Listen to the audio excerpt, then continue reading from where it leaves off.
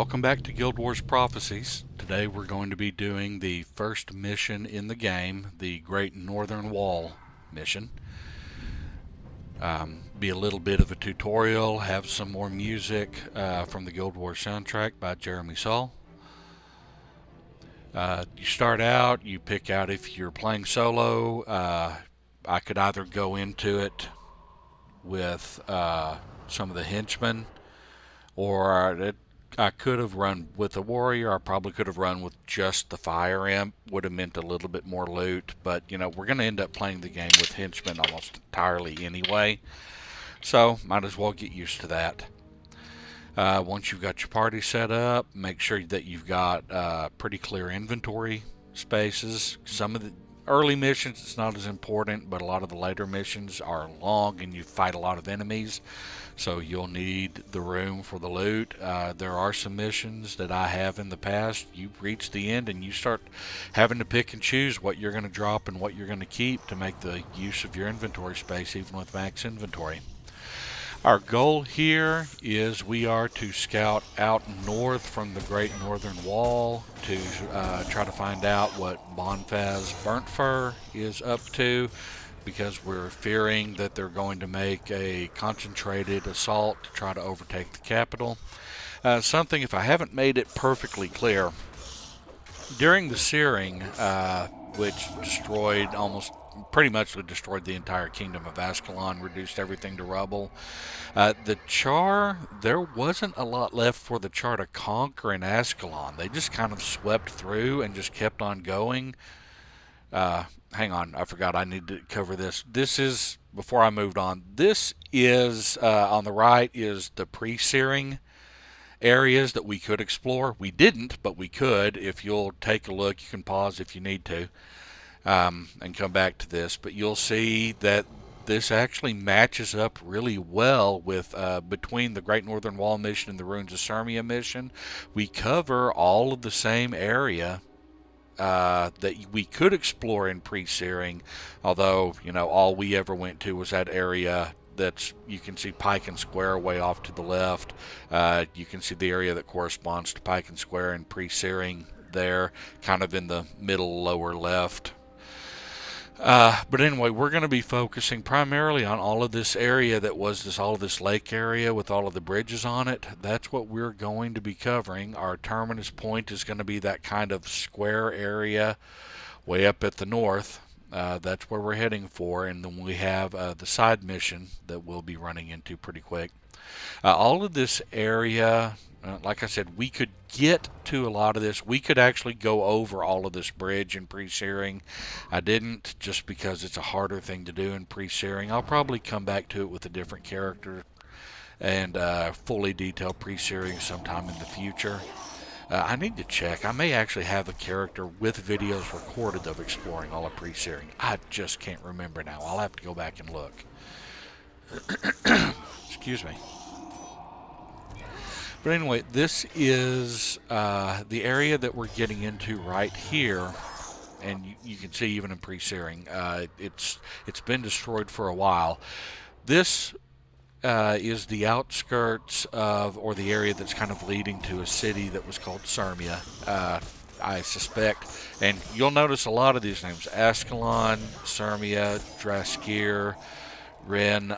All of these names are kind of based on a lot of cities, primarily in the Near East and the Middle East, the Balkans, that were major cities during certain periods, anyway, of the Roman Empire.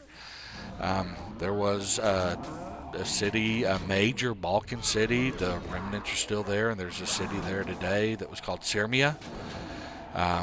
There was a city in the Middle East, if I remember correctly. It was kind of south of Israel, if I remember correctly. I may be completely wrong about that. I'm pretty sure it was somewhere along the East Mediterranean Sea that was called Ascalon. City called Draskir, or an area called Draskir. I can't remember that one. It's been a while since I looked it up. But I mean, you can tell where they got a lot of this from.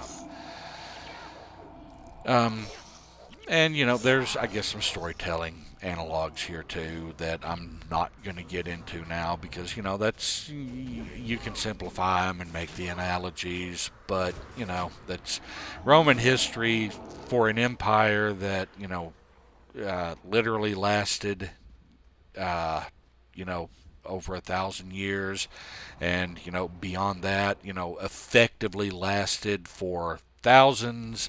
And in some arguments you could still make that technically the Roman Empire is still, fragments of it are still extant today.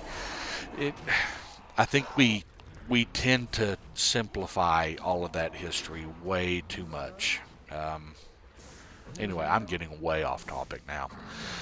Anyway, that's a lot of this. I'm kind of getting my feel for how the missions work. I screwed up my controls again. That's why I spend an awful lot of time sitting around with things beeping, because I can't remember which buttons to push to continue. The first stage of all this is we need to fight up to this, the remnants of this fortress or gate right here. This opens up the way to the next mission. However, there's something we can do if we head back down into this dry lake bed that we just skirted around and up into the area on the far shore. There's a boss that we can beat. That'll up our morale going into the next area. And the exploration is fun, but I'll probably move through that pretty quick except for the battles. So after we work through all that, I'll probably have more commentary. I won't have much to say probably going into this next area, because I'll cover some of the mechanics and how missions work when we get into that.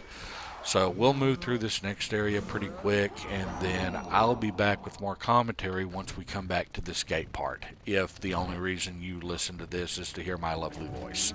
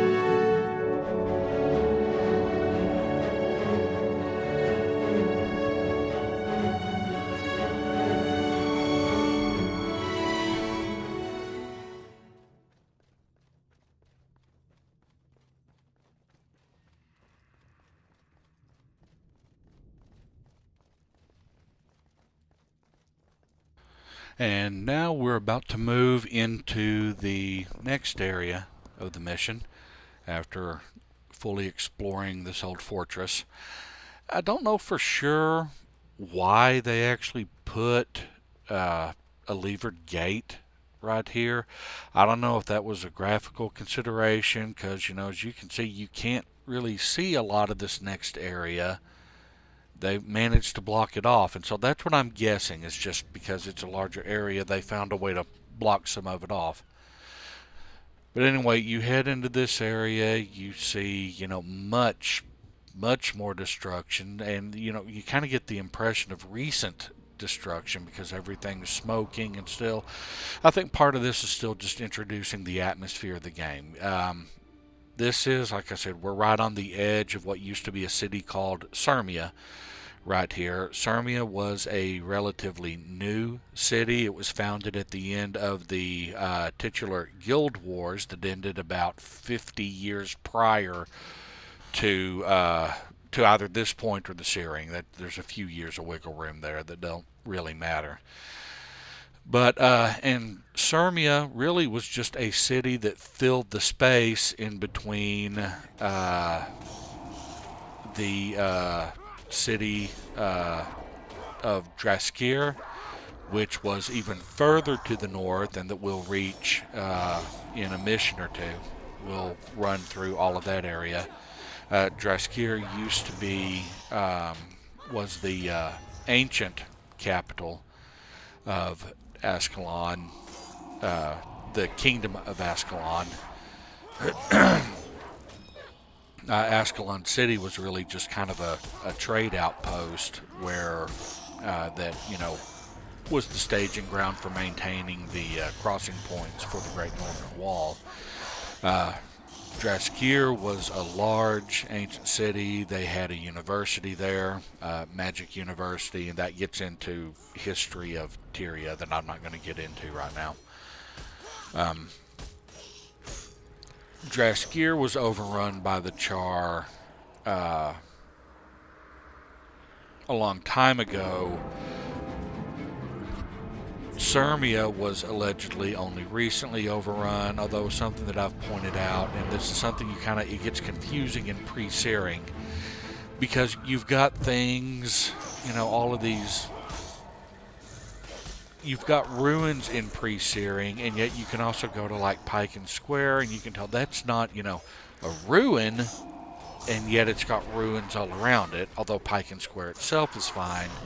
But you can get over into the edges of Sirmia, and things like the bridges are still there and well maintained, and some of the buildings are still intact, but some of them are ruined. So a lot of that background story was never really 100% fleshed out, because you had the on ground reality and then you had what the storytelling was, and they didn't always line up.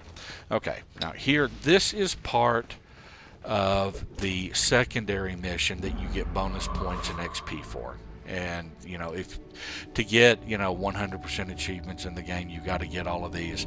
Anyway, that's technically what you're supposed to do. Is you run halfway through this mission, and then you get the side quest to collect. You'll run into a ghost that's in a tomb that was right outside the city of Sirmia, or right in it somewhere around in there. And this ghost is named Kiln Testibri, and he will give you a quest. Basically, the Searing ruined his tomb, and the Grawl and the whoever's, the gargoyles, probably looted his tomb and dispersed his armor all over the area. And you're supposed to recover the 4 pieces of Kiln Testibri's armor and return them to his tomb so he can return to resting in peace. And we've already found 2 of those pieces, because 2 of them are right here next to each other right as you enter this area. One in this little amphitheater area in a piece of wreckage, and one on that rise that was right before we entered this area. We let the gargoyles beat up on the Grawl. There's a boss gargoyle up here on this rise here in a minute. Once we kill everything that's down here, we'll run through all of there. Once we cross over this bridge that's right over here, there's a, let's see, the 3rd piece of Testibri's armor isn't too far beyond that bridge. Then you turn around and head back into the area closer to Sirmia where his tomb is. You find the 4th piece of armor on the way to finding him. Although there is a way you can technically, if we would have stayed down in the low area and gone that way first, we would have run across him first. Then we would have found the 1st piece of armor that being guarded by a boss. Then the 2nd piece of armor would be back over here near this bridge. Then we could come back down this bridge, find the 3rd piece of armor in the amphitheater, and the 4th piece of armor back where we started, and then we could run it back. To me, this just is more efficient. We're going to collect his armor, then we're going to go find out that we need to collect his armor, then we're going to give him the armor that we already collected. It just works better that way.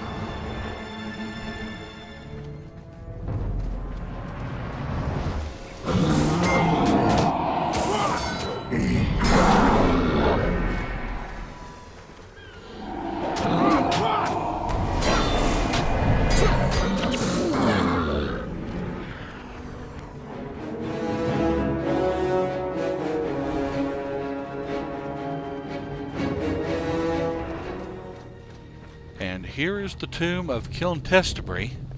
This is the person who gives the side quest.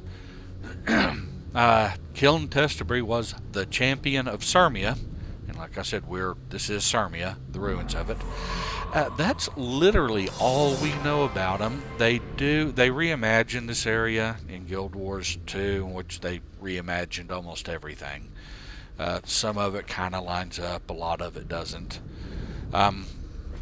But this is reimagined as a much bigger, grander area, and he ties into a quest you can get in Guild Wars 2 that you get from his great-great-granddaughter, where she wants you to help her learn about her family history.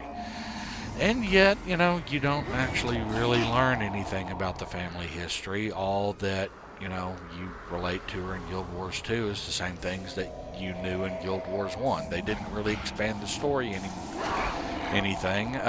There's some, kind of meta information that ties in where this might have tied into the Tomb of the Primeval Kings or something like that, but it was never really realized. They never really did anything with it.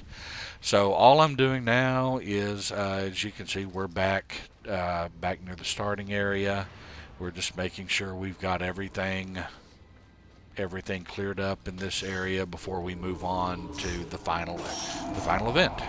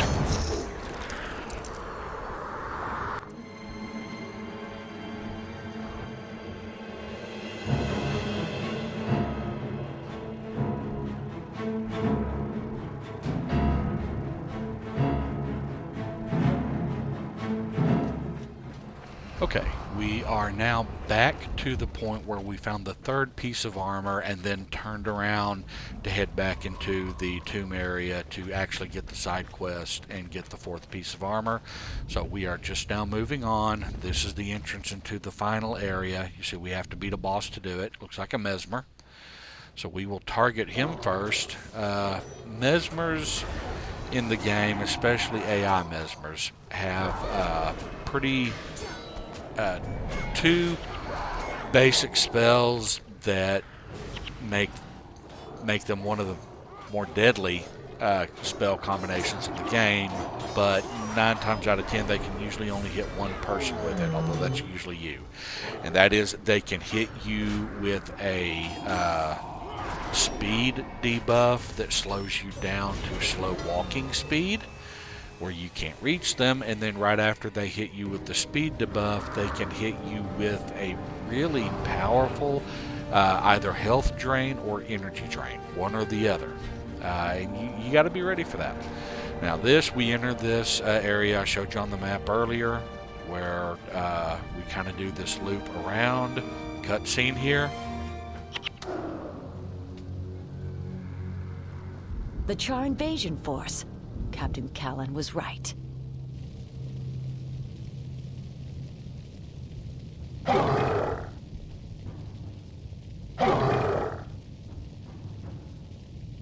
They've spotted us. Back to the wall.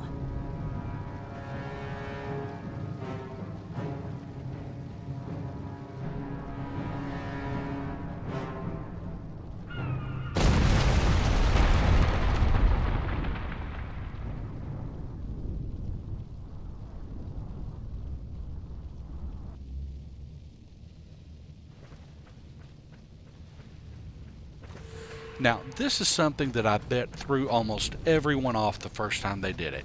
You can see where you start out with an auto run already enabled going in a particular direction, but if you notice during the cutscene, all of your companions, not you, but all of your companions took off running before you did.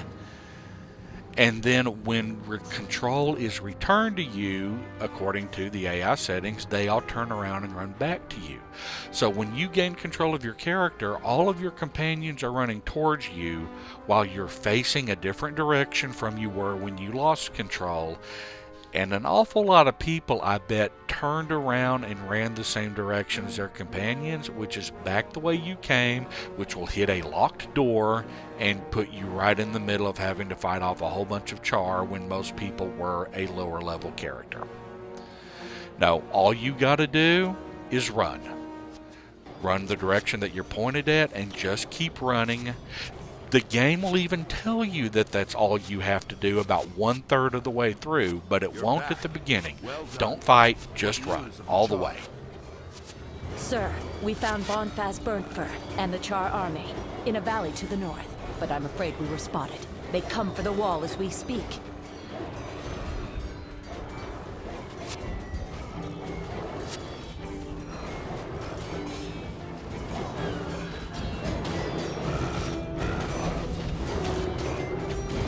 There are too many. We'll never hold them back. The wall is lost. We must fall back. Retreat! Retreat!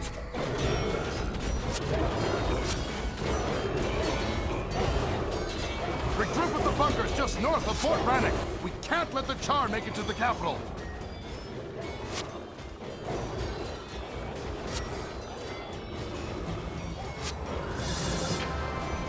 That's it for the first mission, the Great Northern Wall. Next video, we're going to be getting back into doing some questing before going to the second mission, Fort Rannoch.